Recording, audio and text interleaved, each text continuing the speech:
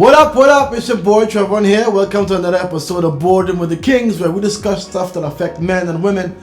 Remember, at the end of the day, we are not experts at this, but whatever we learn, we teach. This is season goddamn 2. Shit! That's what I said. We're gonna keep it crippy, we're gonna keep it popping, we're gonna keep it moving.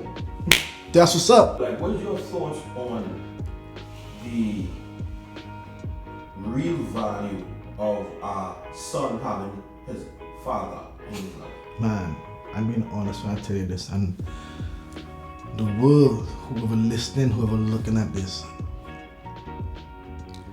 I have the best job in the world is to be able to take care of my son, is to come home and see him, you know, to come home and get that embrace. That is fucking priceless, you know what I'm saying? I don't mean to use, but it's something I never had. I never got that. Right. You know, and I always decided, I've always wanted that if I ever have a kid, I would do everything in my power to not repeat what had happened with me, with him. And I'm not lying, bro. I am truly blessed to have that young man as my son. Truly blessed. Truly blessed. Was he top truly five, blessed, buddy. Top 5 things that you would really like him to embed within his consciousness as you move forward?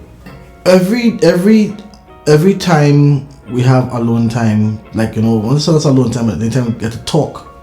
Because I mean, he's being on his own beat, I'll be on my own beat, but then we clash in between. So I'm gonna talk, we tell him about his day, I go tell him about mine. And it's like, so what did you learn today? What did you what it is that happened that made you look at the world differently? And he would go on to elaborate about that. And like, okay, that's cool. What would you call that? Like, if you had a put in point for, what would you call that? I would call that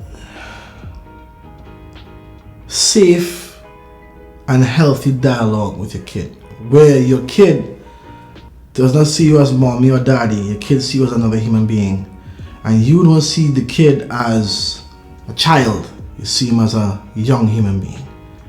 So you want him to understand the importance that at one point in time you will become an adult.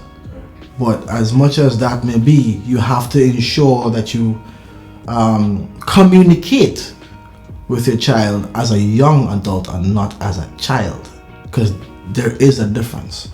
Okay. There is a difference. That's something I've been seeing. I'm not a father, I'm a parent, but I've seen in some instances where parents treating their kid like it's their friend, which kind of blur the lines of respect to some degree in some relationships. And so, isn't the child seen as a parent as opposed to a human being a good thing?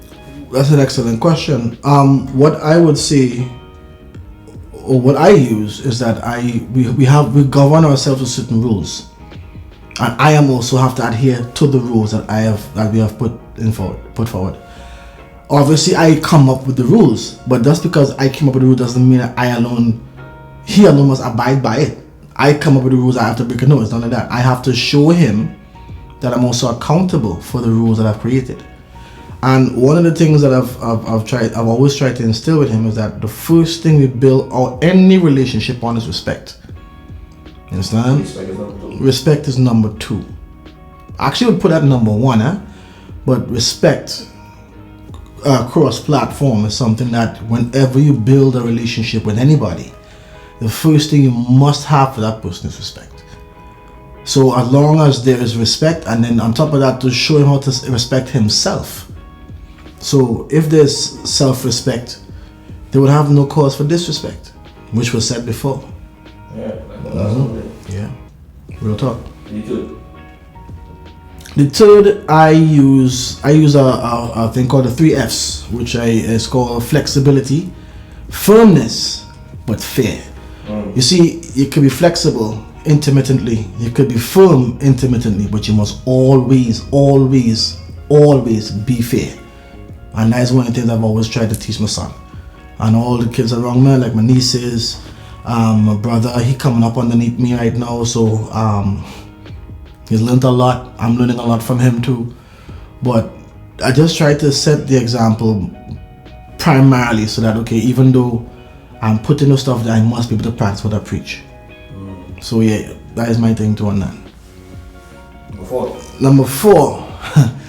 There's so many I can't really put them in point form, understand?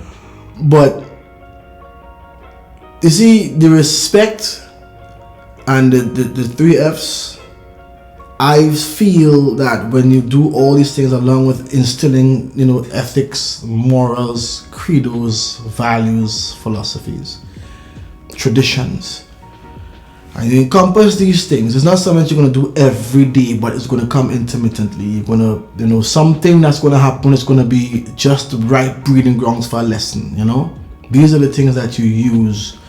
So these are the tools that I would use.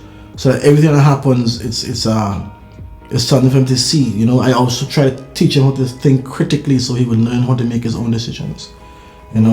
Because here's the problem we do as parents, especially in Trinidad. We do our utmost best to make sure we train our children the right way they should go. But then when time for them to go certain places, we worry about them. It's like, okay, why it is, what if you do this, what if you do that? Don't put that energy in the universe. You have done everything in your power to ensure that you have given him all the right tools to navigate the world. He trusted you for 18 years to take care of him. Now you have to trust him to make the right decisions. And in spite of what may occur, he never asked to come here. So you have to always be at his side in the event something goes wrong.